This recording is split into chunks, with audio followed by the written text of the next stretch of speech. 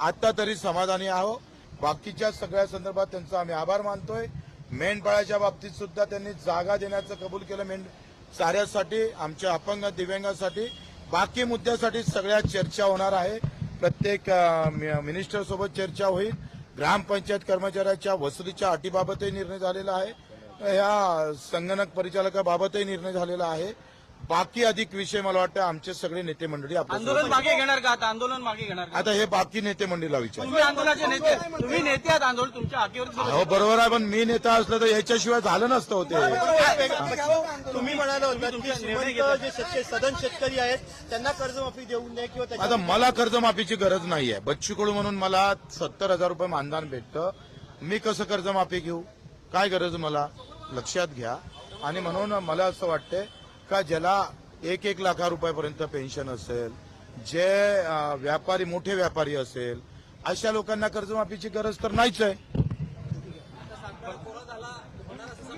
कोरा होणारच, कोरा करावाच लागन. नागपूरमध्ये आंदोलक वाट पाहत आहे तुमच्या निर्णयाची. तुमचा निर्णय काय त्याला काय सांगता? आता आमची फ्लाईट चुकली, उद्या सकाळी जातो. लाईव्ह बघते सर्व ते आंदोलक, सर्वजण आंदोलन लाईव्ह बघतात. ते आंदोलकांना आता मला वाटतंय तूर्त, मला वाटतं सगळे निर्णय मी केले तर यांना तुम्ही काही विचारलं पाहिजे का नाही? सगळं मलाच विचारणार. बच्चू कडू या आंदोलनाचा चेहरा होता. अहो मी जरी चेहरा असला तर राजूजी शेट्टी आहे, आमचे नवले दादा आहे, वामनरावजी चटप आहे, फुटकरजी आहे, क्षीरसागरजी आहे, महादेवराव जानकर आहे, राठोडजी. आता ओबीसी नेत्यांनी पाठिंबा दिलेला आहे. मला असं वाटतं का यांची फार मोठं योगदान आहे. मी या सगळ्या ह्याच्यातला एक लहान कार्यकर्ता आहे, लक्षात घ्या. आखरी त्या शेतकऱ्याचं मोठं योगदान आहे. हे क्रेडिट आम्ही सरकारला पण देऊ इच्छित आहोत. आणि माझं वाटते हा क्रेडिटचा विषय नाही, वेदनेचा विषय आहे. आणि म्हणून या सगळ्या लोकांनी मोठेपण करून या आंदोलनात सहभागी झाले, हा फार मोठा विषय आहे. लहान 30 जून 2026 के अंदर 7-12 कोरा होगा, ये आश्वासन हमको सीएम साहब ने, डिप्टी सीएम ने दिया है. वो देखो अभी हम काय को आए थे? तारीख के लिए आए थे. तारीख के लिए हम आए हैं. तारीख हमको मिली है. अभी तक तारीख सरकार नहीं बताती थी. क्या बोलती थी सरकार? अभी टाइम आने का है. अब टाइम लाया ना हमने, टाइम लाया है. और 30 जून 2026 के अंदर हमारा किसान 7 कर्जा मुक्त होगा. डिटेल्स अभी कैसे सामने आएगा? अभी उसके लिए थोड़ा बैठना पड़ेगा ना. अब आंदोलन काय के लिए करे?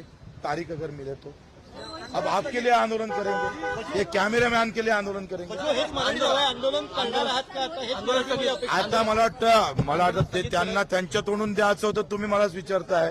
मला सगळे मिळून आम्ही चर्चा केली. आता आंदोलनाची तूर्त तरी गरज नाही. आम्ही सगळे मिळून ठरवलं आहे. सल्ला दिला होता की हे सरकार गोल गोल फिरवत राहणार आणि त्याकरता तुम्ही गोल गोल फिरवला तर आम्ही एवढे खुळे नाही आहे. रोहित दादांचा आम्ही सन्मान करतो. त्यांना आम्हाला बरंच सहकार्य केलेलं आहे. काँग्रेस पार्टी असन त्यांनी पण पाठिंबा दिला, राष्ट्रवादीनं पाठिंबा दिला.